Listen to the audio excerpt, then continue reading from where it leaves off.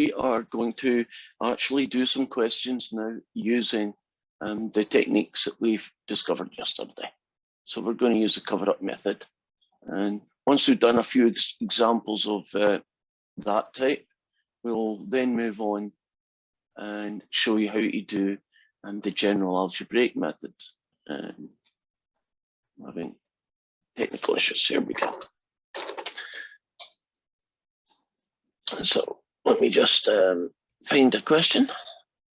What the heck's that doing now? Stop showing me the answers. It's annoying. Okay.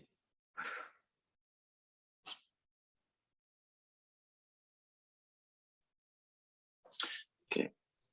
So we are going to look at, let's pick our first one. This one is similar to question 3. It's the integral of 10x plus 8. And it's going to be over 5x plus 1, x minus 1, dx. So essentially, first step, not necessary here, but it will be in the future. Make sure the denominator is factored. So can you imagine in another question, it'll say 4x squared plus 5x plus 1. Well, you have to factor it, right? Because you can't really do cover-up method unless they're factors. And the factors have to be linear, right? So step 1, that would be it. Step 2 is create the partial fractions.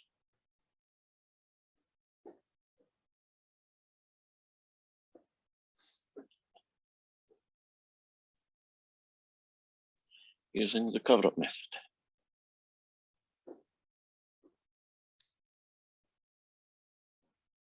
So of course, this is like a template question, so this is going to be a lot bigger than it typically would be. So let's find out what this guy would look like using the method that we found yesterday. Right, we know it's going to be split as an a over 5x plus 1 and a b over x minus 1. Okay, there's my little piece of paper. Here it is.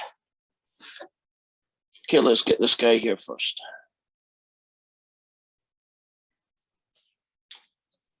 Okay. 5x plus 1. Cover up the 5x plus 1.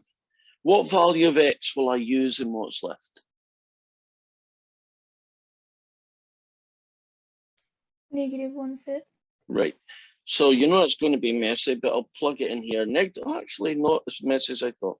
-1/5 goes in here, and you'll get -2 adds to 8, so you get 6 on the top. And -1/5 goes in the bottom, and that is a bit messy. You get -6/5. And what the heck does that get me? Well, it gets me 6 times 5, 6. Looks like it gets me -5. Let me double check that.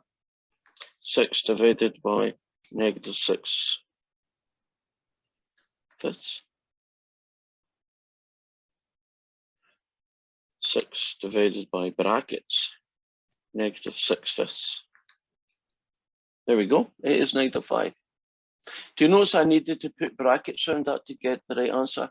This is what I did the first time. You see, it's no brackets. Notice the difference in the answer. So when you're dealing with, you know, I typically always put brackets around fraction questions because you're never quite sure what the order of calculation might be. So that guy actually ends up being -5 over 5x plus 1. Okay, time for the next guy.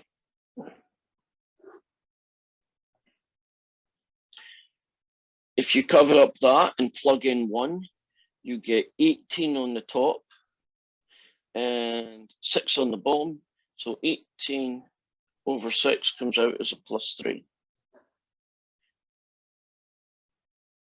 Are we happy about the cover-up method? Actually, it came out with much nicer numbers than I thought. Do not be frightened when you get 5 11ths and -17 32s, right? Those do happen. You know, don't expect nice numbers. Right, step 3 is integrate.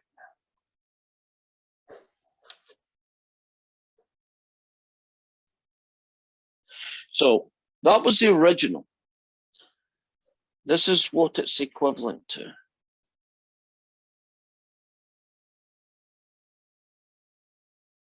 Yeah, let me do that again.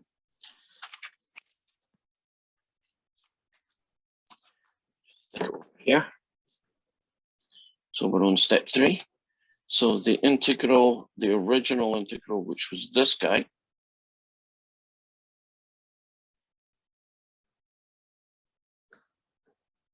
has now been converted to this guy.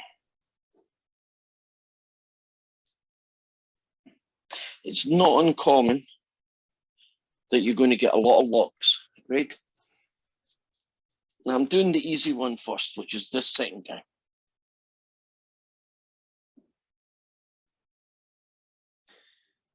This guy here, be careful. See this one I've just done, this one. Now you may say, why should I be careful? Well, 5 over this guy gets you -5, the natural log of 5x plus 1. Great. What am I missing?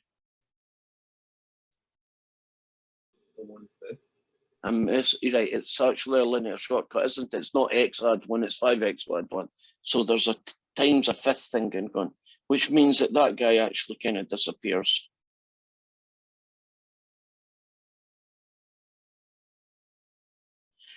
Now, as far as WebAssign is concerned, it will probably take that. I'm pretty sure it will.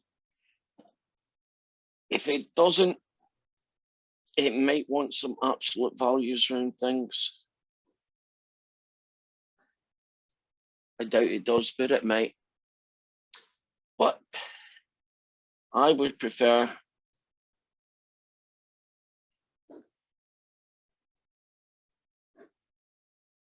that is your answer. Now you might think, let's hide this guy.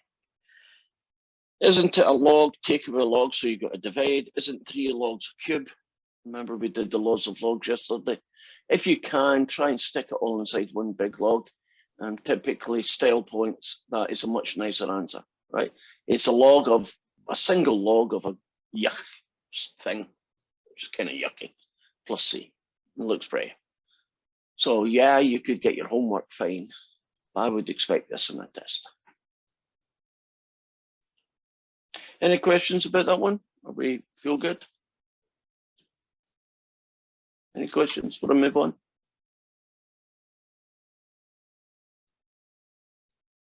Right. Okay, next guy then. 4 is pretty standard. Let's do 5 then.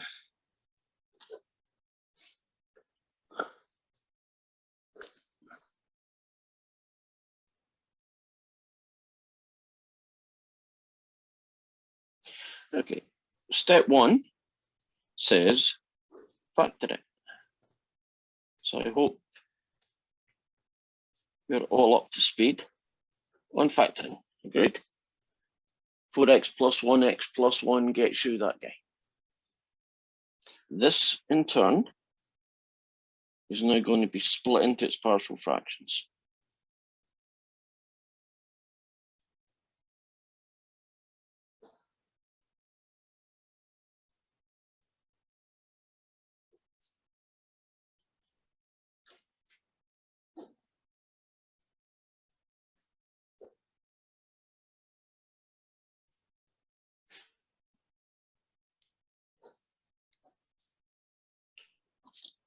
And time to do the cover-up method. Cover up the 4x plus 1 and put in -1/4. Right, 12 on the top, -1/4 add 1 gets you 3/4, And that becomes, I believe, 16.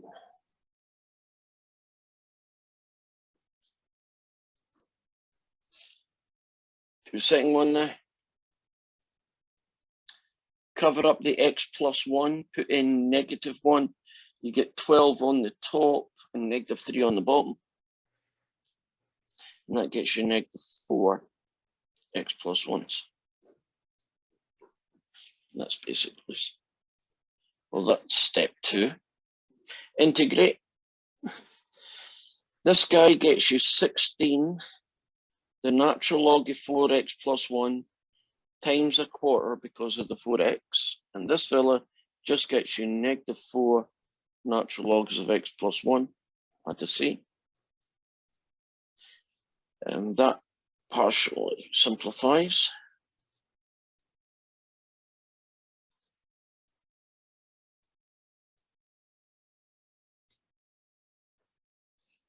And WebAssign would be happy with that. I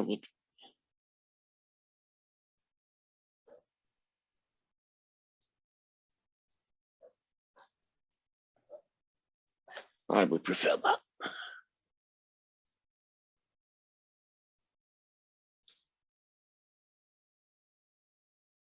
It's kind of bread and butter question, right? Pretty standard. Nothing really special going on. Example of that method. Any questions again?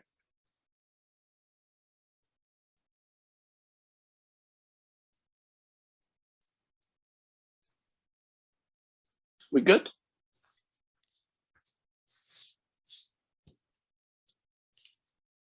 Okay, I know we're good. Let's try another one then. Let's try something a little bit unusual. What makes question 7 unusual is that little baby a there. That a is a constant. It could be x minus 2 or x minus 1,000,000. We don't know. Yet we're still going to integrate this thing. I don't need step 1 because it's already factored. So I'll now move into the partial fraction world.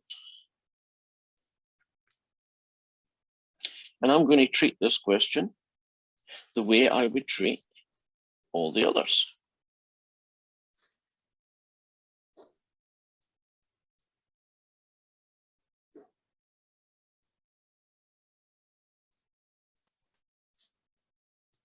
Okay, set up the partial fractions. Oh, they're a little bit different. I don't think we've seen an x before. Okay, there's an x. So I'm going to cover that guy up. Right. What value do I replace x with now? I mean, if it was x minus 1, I'd use 1. If it was x plus 40, I'd use -40. It's just x on its own. So what shall I use? 0. A or 0? Which is it? For Zero. this step, it's 0, right? It's 0, correct. So if you plug in 0 to what's left, you get 1 over minus a. So that's what? Minus 1 over a. Didn't say it had to be pretty, but that's what it is. Okay, let's go for the other half, which might be what one of the persons I heard say. Now, do you see this as an x minus a? Now I'm going to cover up x minus a.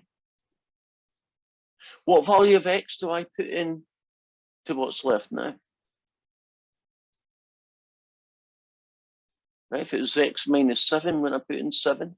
If it was x minus 40, I'd put in 40. It's x minus a. 1 over a. Well, the final answer is 1 over a, you're right. So you put in a there and you get 1 over a. Are you happy about where that minus 1 over a and the 1 over a came from?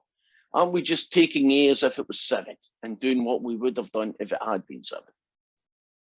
Now, this guy is minus 1 over a, natural log of x. And this guy is 1 over a, the natural log of x minus a plus c. And I think in this question, I would probably just leave it alone. If you wanted to see what it looked like as a single log, it'd be this guy, take away this guy. So this fella over this, raised to the power of 1 over a. But in that case, I would be pretty sure WebAssign as well would be happy with this line here. But that's what the style point answer would look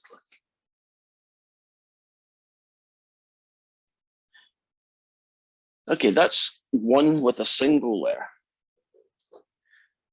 Here is like the ultimate version.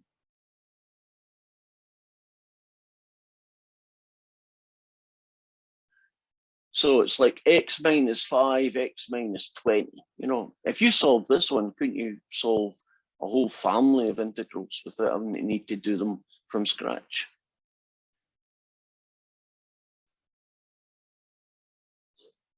It's going to be this guy and this guy. Capital A and B have nothing to do with little a and little b, right? They just share the same letters in the alphabet. So let's see what we get.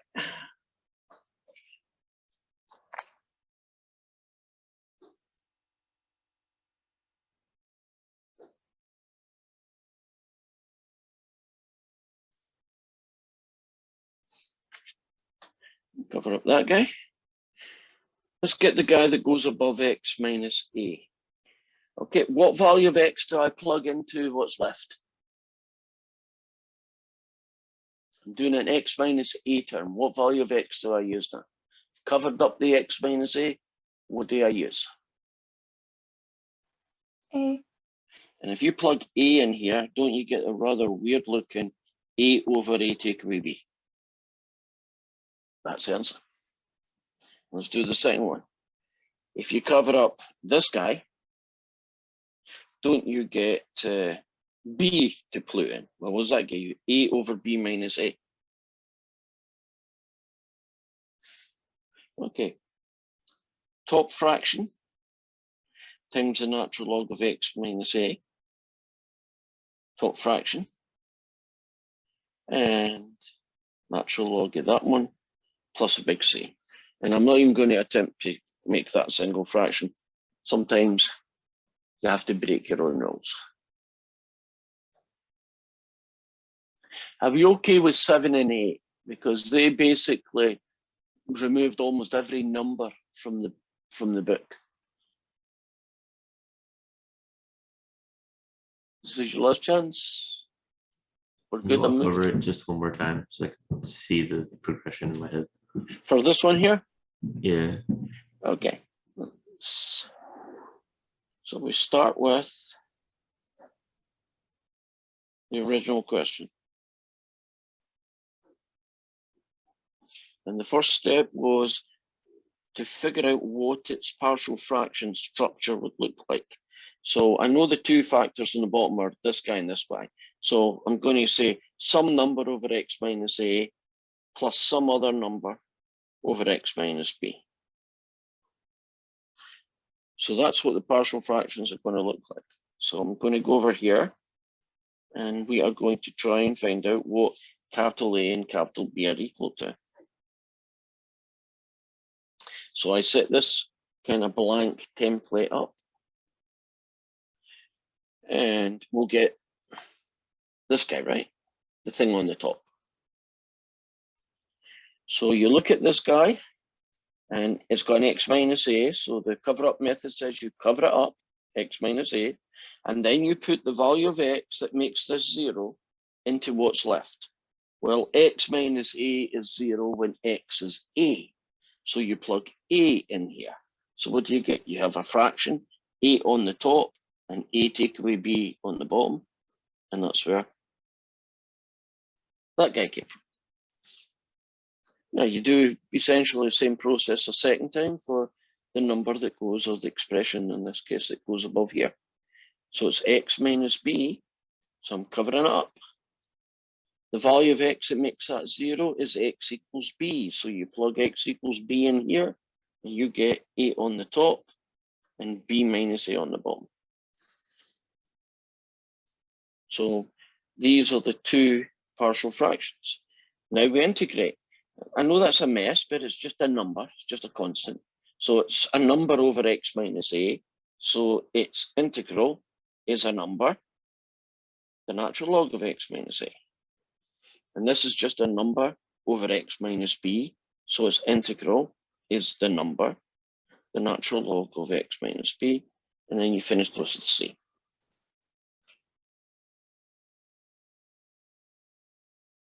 Okay, thank you. Okay. Well, we're getting close to the end of, actually, we are at the end. This is the last one where we're going to do the cover-up method. And it's got a couple of things in it. It's got a limit integration, which is no biggie. And then it's got this guy, which is a biggie.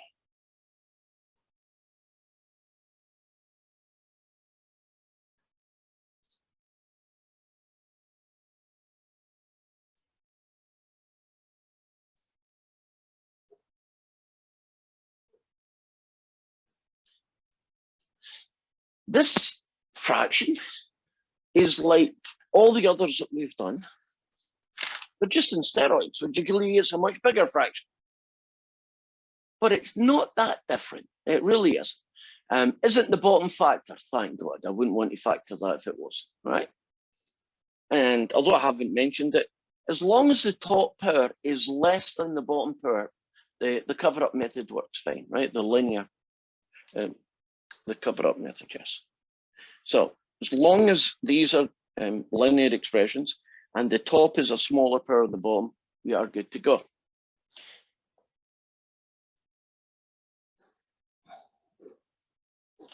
We just extend the idea.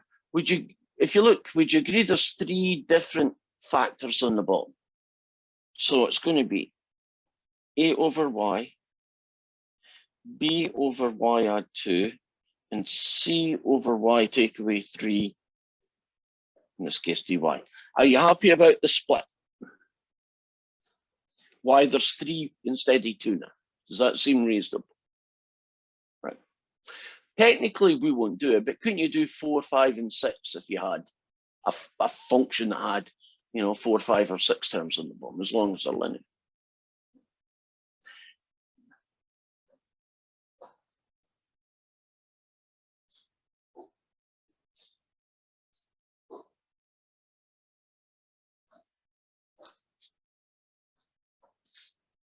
Okay, things are going to get interesting.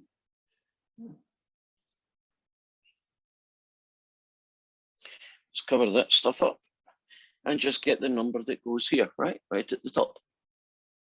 Now, if you cover up this y, which I have, what value do you replace all the y's with? What number do you replace the y's with in this question? 0. Right. Now, if you do 0, would you agree that the top comes to -12 and the bottom becomes 2 times -3, which is -6? So that becomes 2 over y. Right, let's do that again. You want the number that goes with the y, right? You cover up the y. The value that makes that 0 is 0. So you plug 0 into everything that's left. And you get a -12 on the top and a -6 on the bottom, which simplifies down to +2. Okay. Let's move to the next one, the y plus 2 term. If you cover up the y plus 2 term, okay, what value of y do I put in to what's left? I'm covering up the y plus 2. What do I put in? -2. -2. Now, I'm going to do this in my head, which is very dangerous. So if I screw up, you'll tell me. 4 lots in -2 squared is 16. Take away 6 times -2, so you add 12, so that's 28.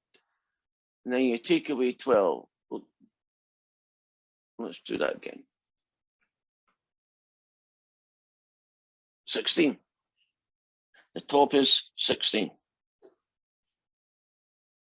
If you put in -2 in the bottom, you get -2 times -5, which is +10. And so that simplifies down to 8/5.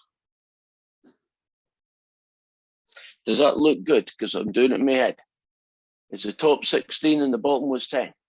Okay, last fella then. We're going to do the y minus 3. I mean, it's repeated process, isn't it? It's the same thing each time. Y minus 3. You cover it up. Won't you plug 3 in to what's left? So that's going to be 36. Take away 18, which is 18. Take away 12, which is 6. So the top's 6. And 3 times 5 is 15. And I hope I did that in my head correctly. And that simplifies down to 3. Okay, 2/5.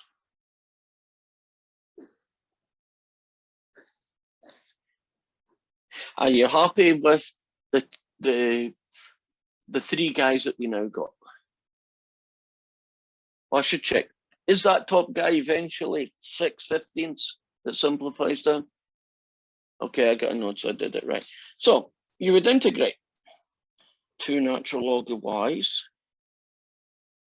8/5 the natural log of y plus 2, and 2/5 the natural log of y minus 3, evaluated at y equals 1 to y equals 2.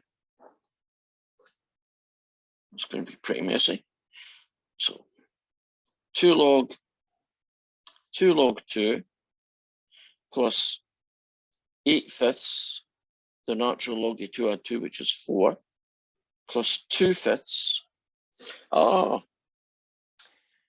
You see the natural log of y minus 3. If you plug 2 into that, don't you get the number -1? Can you see why sometimes you need to stick an absolute value around it? So it becomes the natural log of essentially 1, because the absolute value of it. So when you're plugging in logs, I typically don't put absolute values until I come up with a number situation where I say, well, I can't have -1 there, so I will use the absolute value here. Then I'll take away 2 log 1s, 8/5 log 3. And if you plug in 1 here, don't you have a problem? Because -2 is not allowed. So 2/5 the natural log of 2. In other words, if an answer happens to be negative inside a log, well, you just take its absolute value and write down the positive value of it. So instead of the natural log of -2, just call it like natural log of 2. And then you have a whole load of tidying up to do. What's the natural log of 1? What number is the natural log of 1? 0. 0. So can't I forget about those 2? So what do I have? I have 2 log 2s, 8/5 the log of 4. Take away 8/5 the natural log of 3. Add 2/5 the natural log of 2. Okay, any suggestions to try and make this look a little bit prettier?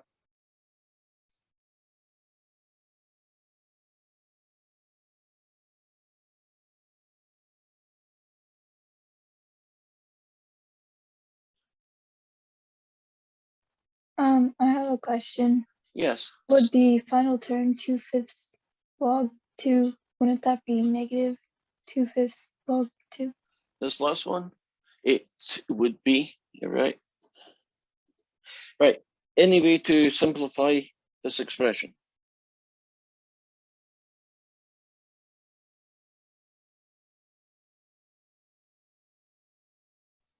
No takers?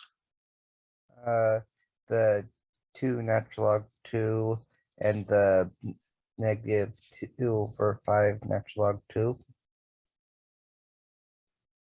You get that guy? You get that guy? You get that guy?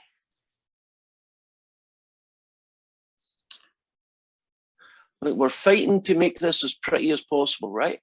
Anything else you could do to make this pretty? Right, 2 take away 2/5 leaves you with 8/5. Right, that's where the 8/5 came from. Anything you can do next?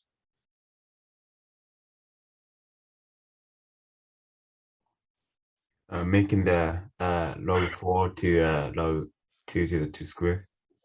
Oh, that's an interesting thing. That'll work, but that's not what I'm going to do. But you're right, that is a good thing to do. But I'm not doing that. I'm going to do something else. What else can I do?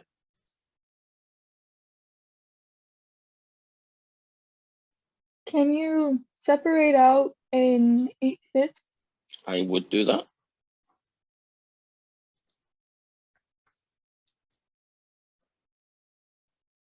And now I'm going to do one more thing, which kind of incorporates what Coach was saying.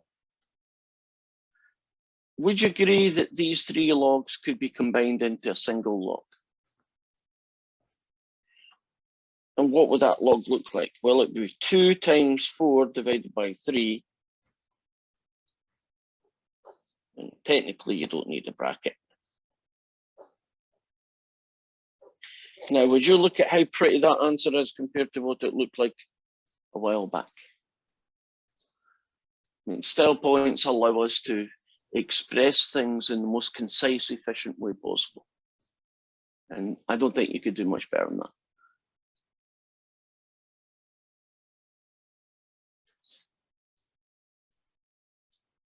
Okay, that is the end of the shortcut method.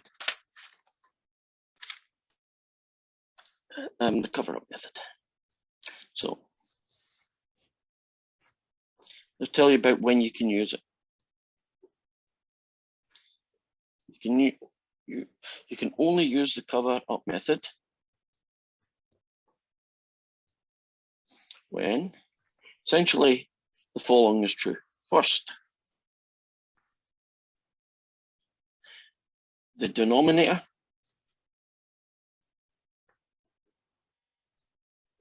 only contains one example of each linear expression.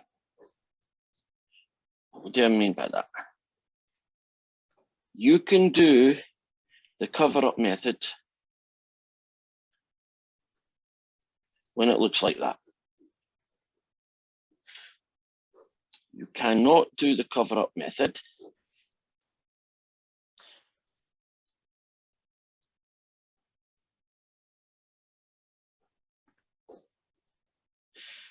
when one of the terms is not linear. So you see how there are 2x squared there? That means you can't use the cover-up method. So this is good. This is bad. You can't do it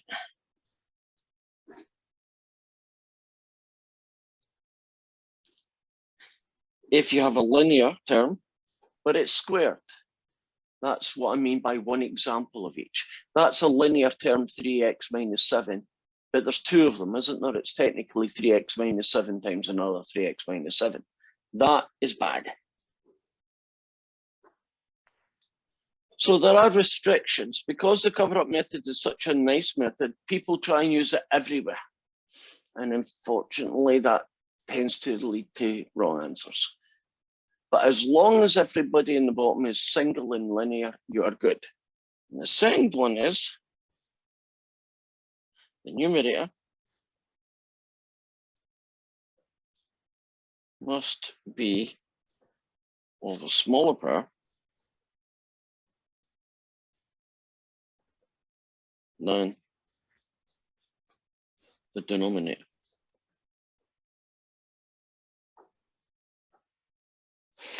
So this guy is good.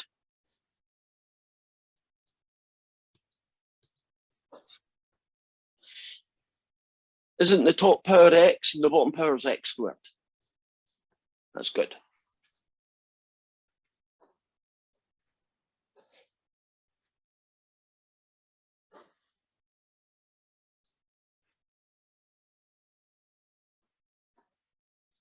That's bad. The top power is x squared. Isn't the bottom power, if you foiled it out, also x squared? You cannot use the cover-up method when that happens. Even although the 2 terms in the bottom are nice and linear, right? things look good, you can't use it.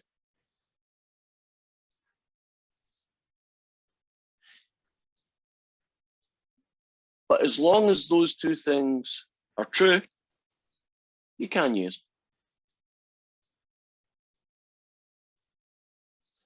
So of course, what you should be thinking is, well, what do we do when these things happen? What do we do when there's a square term in it? What do we do if there's a square term like that? Well, that's going to be the general algebraic method. And what do we do when this happens? That's going to be long division. But we'll keep that to the end. So let's show you how to do the general algebraic method. And after saying that, let's not, because there's a little side thing I have to show you first.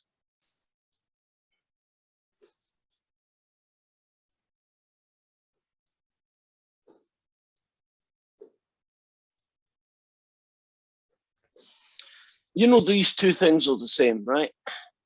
Because sometimes they're written this way and sometimes they're written that way, and people, for whatever reason, tend to look at them differently. We agree mathematically they are identical. Do you also know what the integral of this guy is?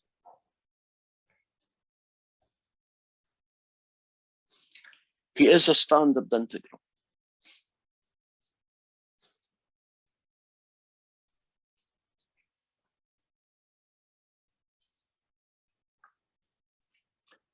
Who is the integral of 1 over x squared plus 1? Okay, a clue. It's an inverse trig function.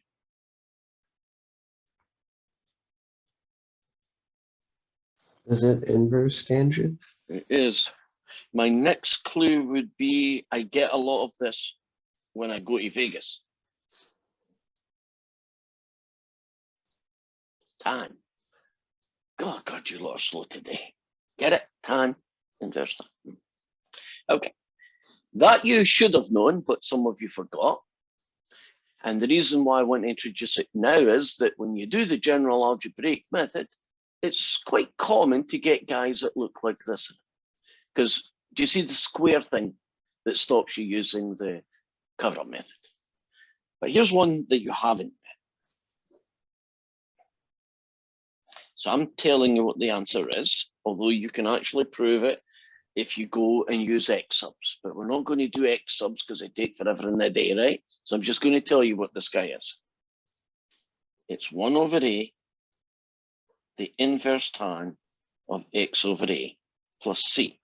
So, for example, 1 over 9 plus x squared is 1/3 the inverse tan of x over 3. 1 over 100 plus x squared is 1/10 the inverse tan of x over 10. What would 1 over 2 plus x squared get me?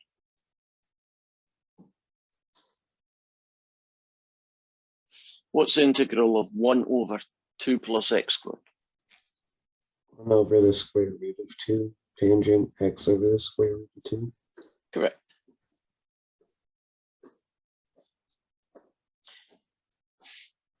And what would 10 over 5 plus x squared get you?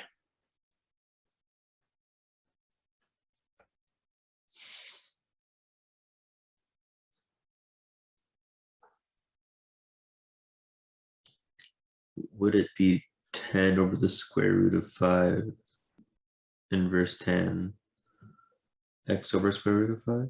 You nailed it. So if you can look at this guy, aren't these just examples of this guy? Don't you just need to know who the A is and you're pretty much good to go, right? So getting that little side issue out of the way because it's going to happen. Let's show you our first guy.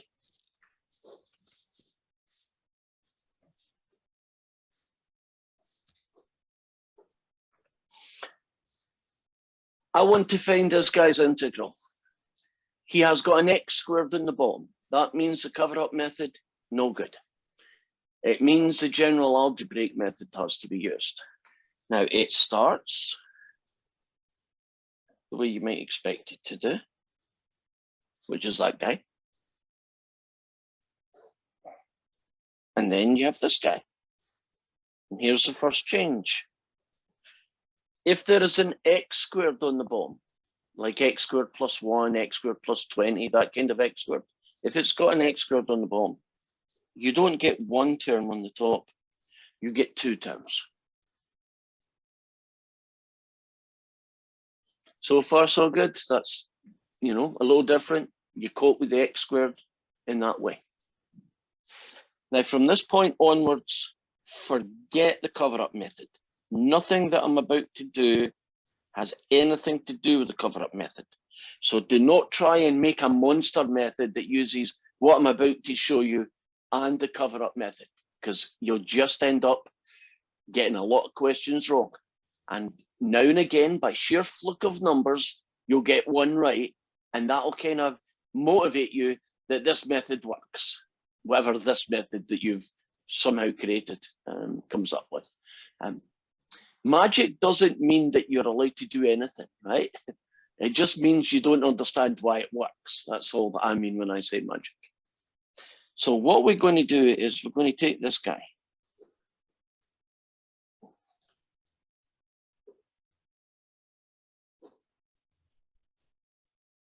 And we are going to add them back together again. Now, if you take this term and this fraction, right, these two terms, and you want to add them, don't they have to share a common denominator? And that common denominator is going to be x minus 2x squared plus 1. So I'm going to do, and the color is just because I like color, is I'm going to multiply this fraction by a special version of 1 called x squared plus 1. And I'm going to multiply this fraction by a different special version of 1 called x minus 2. Now, if you multiply a fraction by 1, you don't change its value, you just change what it looks like. Would you agree that these have not changed their value? They're just going to look different. But the good news is that don't they now share the same common denominator, and therefore I can add them. So that means I'm now going to have a x squared plus 1 plus bx add c x minus 2 all over x minus 2 x squared plus 1. Are you with me so far?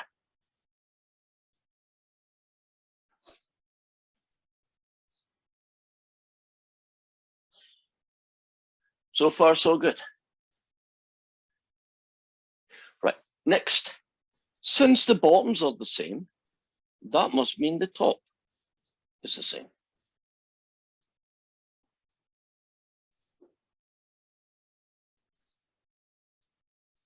And now our puzzle becomes, we need to find an A, a B, and a C so that this expression is the same thing as 4.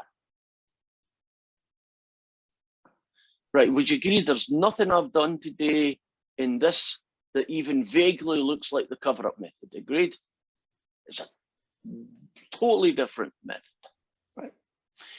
So where do we go now? Well, I guess you could just say, well, couldn't I do some algebra and play about with it? Well, you could, but I suggest you don't. It tends to be really ugly. So we are going to do a rather sneaky trick.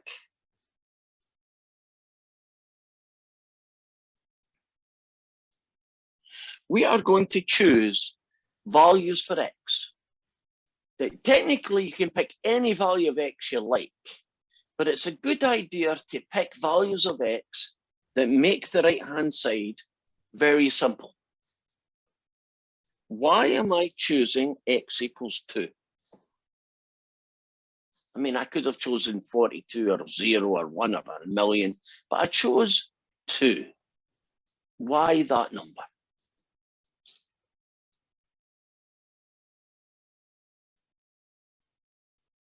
Because it makes x minus 2 0. Yes, it does. As someone typed in. So if this is true for every single value of x, isn't this true when x is 2? That's just one particular choice. So that means 4 should be a times 2 squared plus 1, which is 5, plus, I'm not even going to write that down because isn't that something times 0? Isn't that just a big fat 0?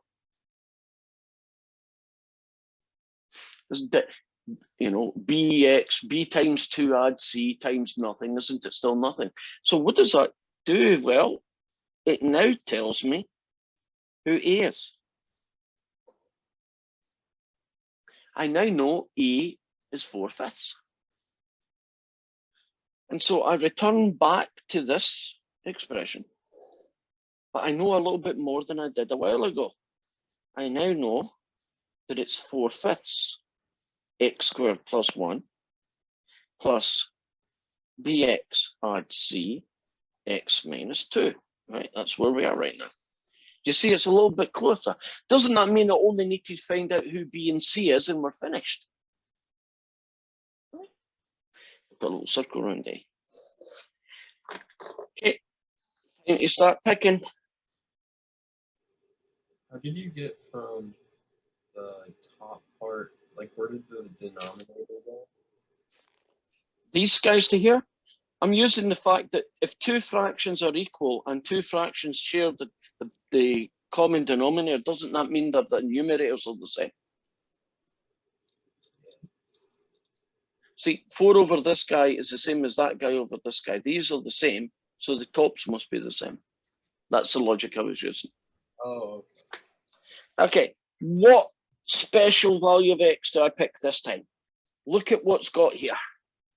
Give me a value of x that's going to help you get rid of one of the letters.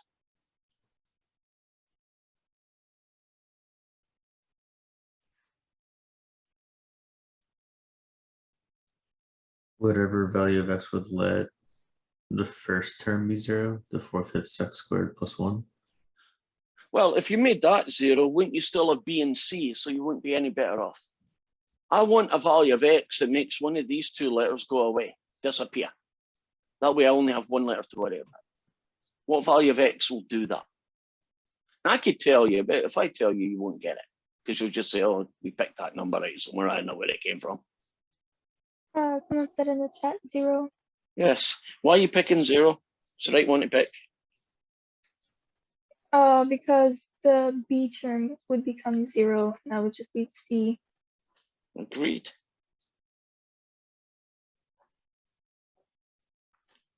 If you make bx equals 0, doesn't b disappear for a second? Right. We can only really solve easily an equation where there's one variable at a time. This is going to be a little bit messy, but it's just number crunching. 4/5. C times that is negative 2c. If you subtract 4/5 from both sides and turn everybody into 5s, what do you get? 20 of them take away, so it's 16/5 is negative 2c. So negative 8/5 is c. Which means we now know what c is. I apologize. I am going to keep going with this question and stick it on the end of the video.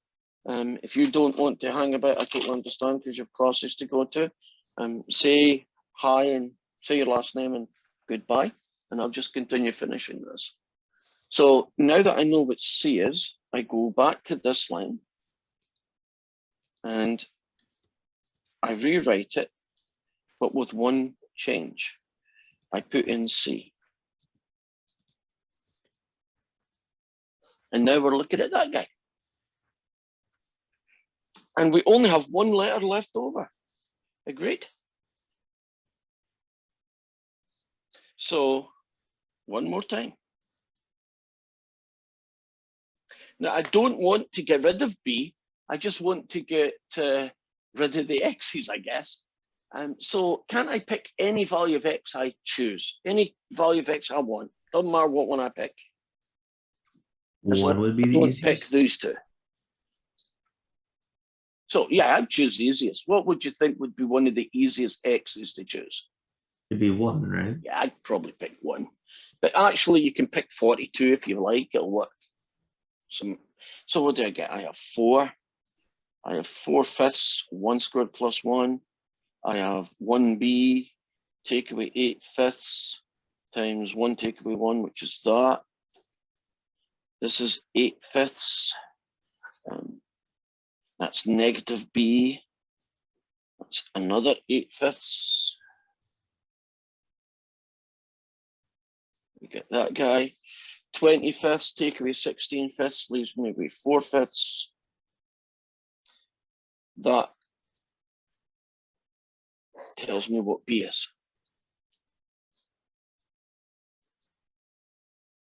So we now actually have our answer, or at least the partial fraction part of our answer. This was the original question. We now know it's a over x minus 2. So a was 4/5 over x minus 2 plus a b, and b was, well, negative 4/5 x, negative 8/5, all over x squared plus 1.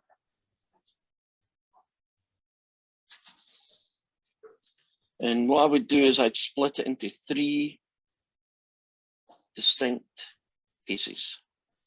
There's the 4/5. Then, don't need 2 negatives there. 4/5 and negative 4/5, x squared plus 1 with an x on it, and a negative 8/5 x squared plus 1.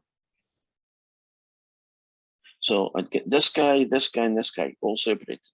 The first one is 4/5, the natural log x minus 2. The end one is 8/5, the inverse tan of x. And this ugly guy in the middle, you have to do a u sub on him. So boom, boom, boom. And if you do a u sub on him, what do you get? You get 2x. So you get 2/5. So you would get eventually 2/5, the natural log of x squared plus 1. You'll have to trust me on that, because it could be 8/5. So I'm doing it in my head. That's not easy. Finished.